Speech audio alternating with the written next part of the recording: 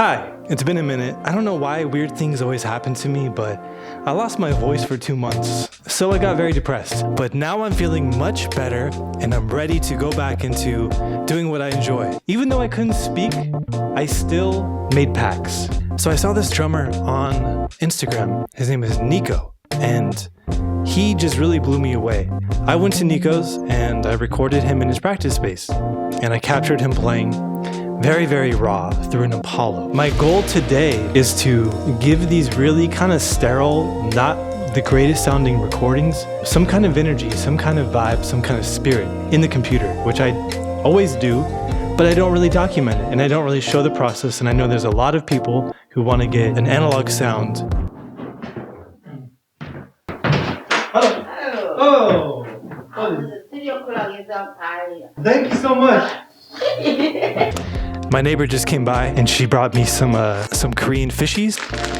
Never mind, this is chick. There's really no rhyme or reason to how I process things. I just listen and then decide from there. And I hope that I can teach you something or inspire you. So let's go. So here's the session. We have the Akai M7, which was kind of just like by the side of the kit. We have a Shure kick mic. This is a kick mic that I usually talk a lot of shit on. The M7 sounds like this. The Shure kick mic sounds like this. Here's our snare mic. That is the Shure 517 EQ. And then the overhead here is titled Weird Overhead. This is a microphone that I forget the name of. I think it's called a Turner. Sounds like this. All together.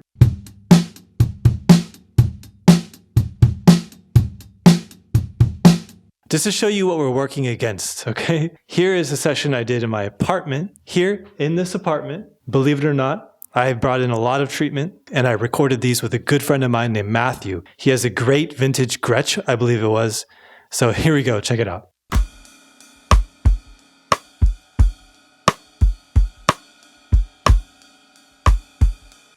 Sounds kind of incredible, right?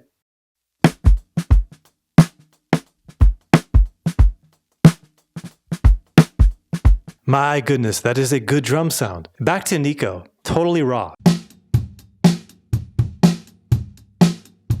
First thing I'd like to do is go to my kick drum and apply the Transient Designer, and I'm going to take off the sustain all the way as far as I can get it. I want to tighten up the sound. And then I'm going to go to the snare and probably do the same thing. And depending on the loop, I'll go back and adjust it. If I start to feel like the snare is too choked, I'll bring it back, especially when there's cymbals involved. If there's cymbals involved, it can sound unnatural and unreal. But if we're dealing with hi-hat stuff, I probably want to remove the sustain as much as possible. As the late, great Steve Albini said, hi-hats are the devil's instrument. This session with Nico was mono. But what I can do, maybe, is pan this weird overhead with this Akai to create some kind of stereo depth. We will explore that. If not, maybe I'll just go mono today. We'll see.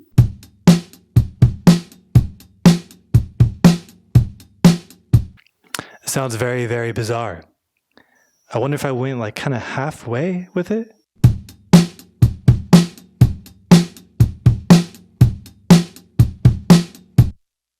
It's strange, it's not great, it's not bad. One of my initial ideas when recording this pack was going to be running the mono overhead through the spring reverb and the Echoplex, and maybe panning those left and right.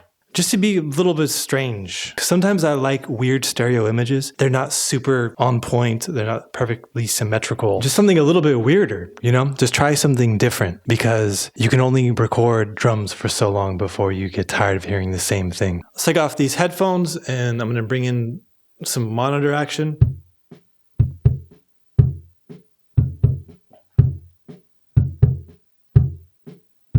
Not a good sound. So, first and foremost, we'll bring in an EQ and just have a look at it. So we have our fundamental, and though we can't see the curve here, I hear boxiness. So I'm going to be pretty aggressive with just kind of scooping the mud out.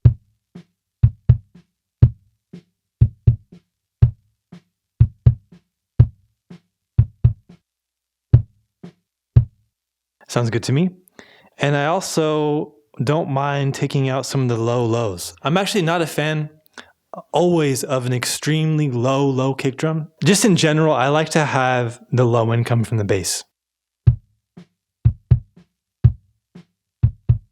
So I'm going to roll like, say, 37 off. Now it's about distortion or harmonics or saturation, whatever you want to call it. I'm going to go into Sound Toys and I'm going to use the decapitator first. And I'm going to cycle through the modes to find out which one that I like. Bring up the drive around 3 to 4.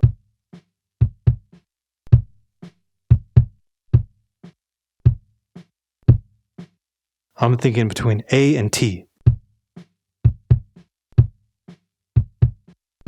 I'm going with T. And now I like to kind of double it up with the radiator.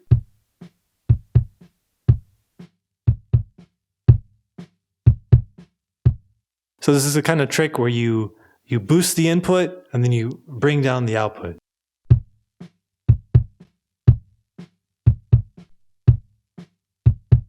And now I'm going to try some tape saturation just to see what it does. I like to go to 7.5 with kick drums because I really don't want a lot of high frequency.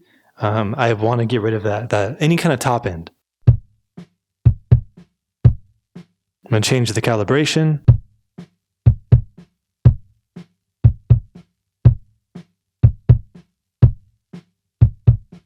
+9 sounds good to me. This is the tape formulas.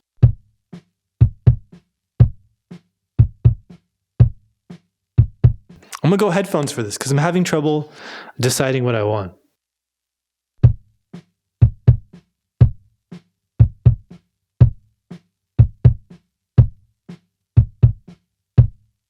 I'm going to go with 250.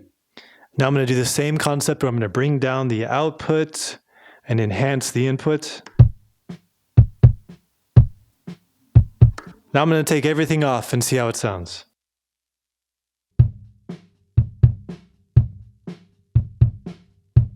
Original. Processing. To me, less is more. Some of my sessions in the past, if you went on them, there might be 10, 15 plugins on the kick drum. I try to stay away from that these days. Next is the snare. Decapitator. Bring it up to 3 or 4. Cycle through the modes.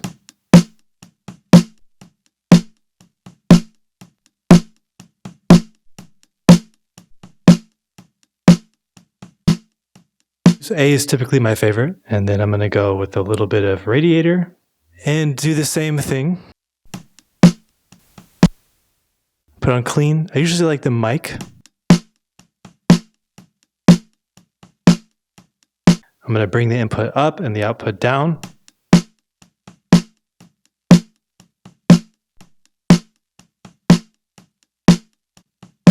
What's interesting, at least what I hear, is the normal one has this kind of like ring to it, and doing this takes it away for some reason.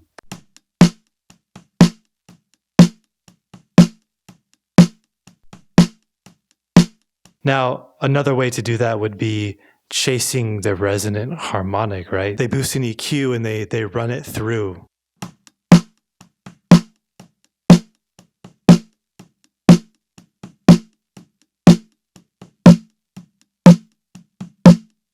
Try to find that, then they rip it out.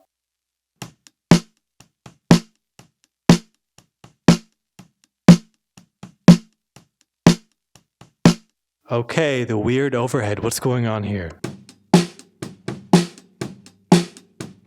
Let's try some EQ.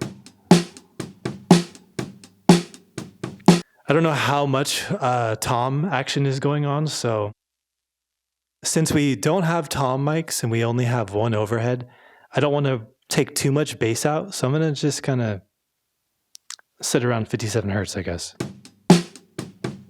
And then I'm going to try to mess with the mids. Just to get rid of some of that like sizzly paper sound.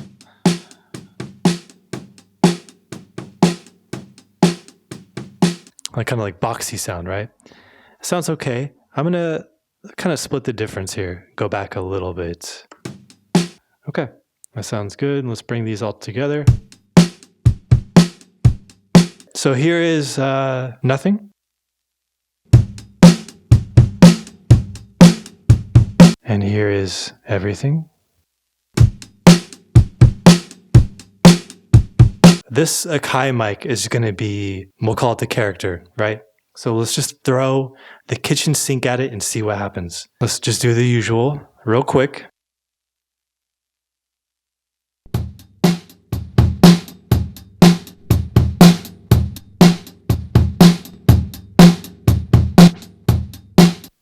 A sounds good. Compression. I'm not the biggest fan of digital compression. I just have not found a digital compressor that I like or that inspires me. But let's try it for the hell of it, okay? I'm going to try the Eventide Omnipressor. This thing's kind of vicious.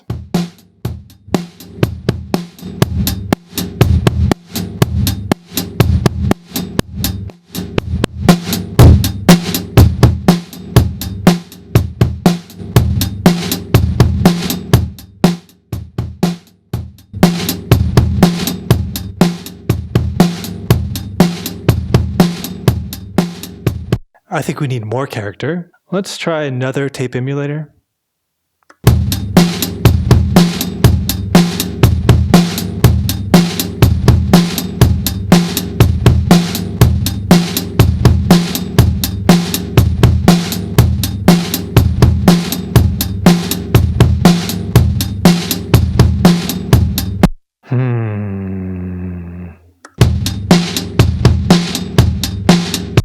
I took it down to 3.75.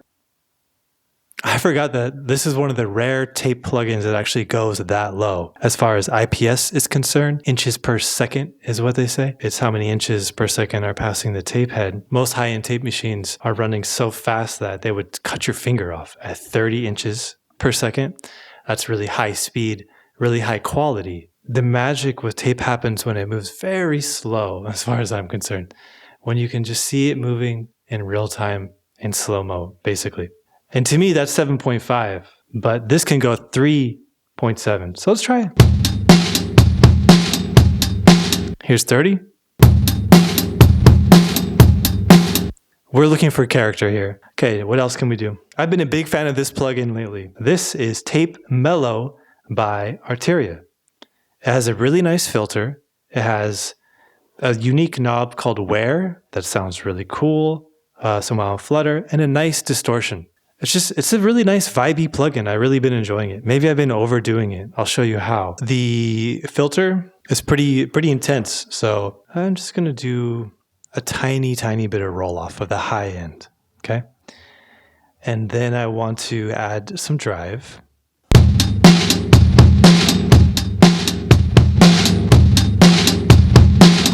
A little bit of I don't like this. Not a fan of the mechanics. It's cool, but I don't like to use that. Give it some flutter. Now the wear knob is a bit like a bit crusher if you listen carefully. And I do like a little bit of that. I'm also a fan of the UAD Vertigo. Let's cycle through some of these presets.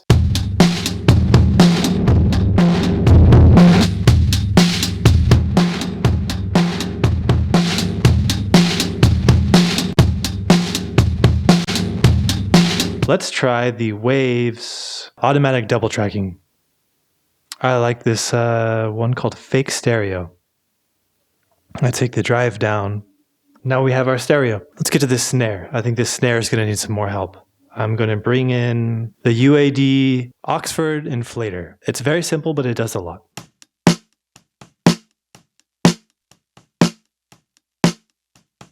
Super minimal. What else can we add to this snare? Let's try this Eventide Sheen Machine. Because that is an arguably dark snare.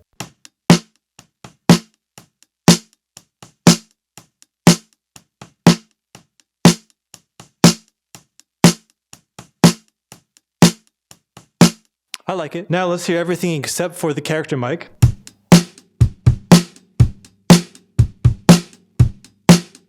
Let's bring that overhead up.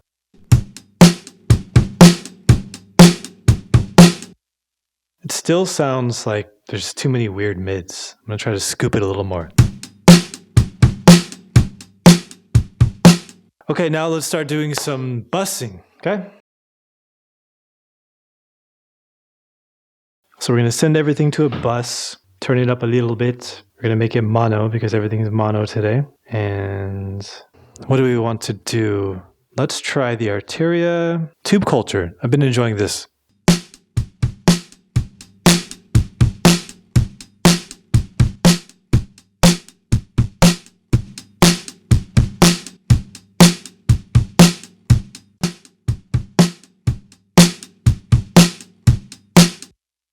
Adding some harmonic content is making the snare more like thwacky. This is going to be parallel processing, so it's not going to be all up on it. It's going to be just chilling aside. So we'll listen and slowly bring that into the equation.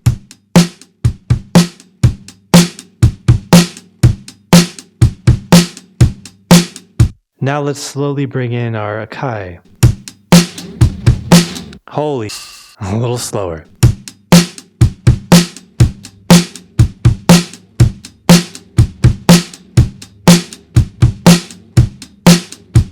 Interesting. As far as the signal processing, like on the master bus, I've been really into this God particle.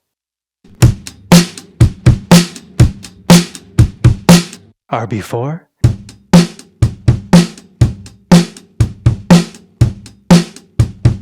And our after.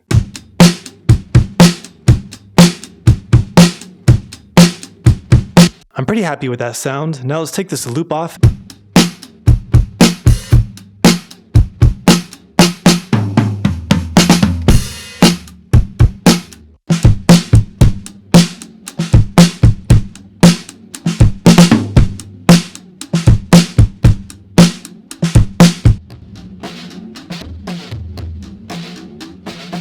And honestly, this by itself is probably pretty cool.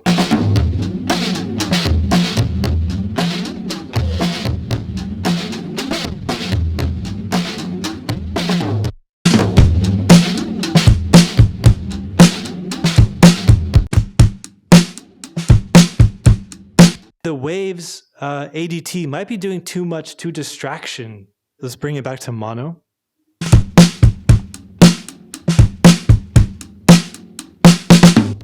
Now I kind of miss it.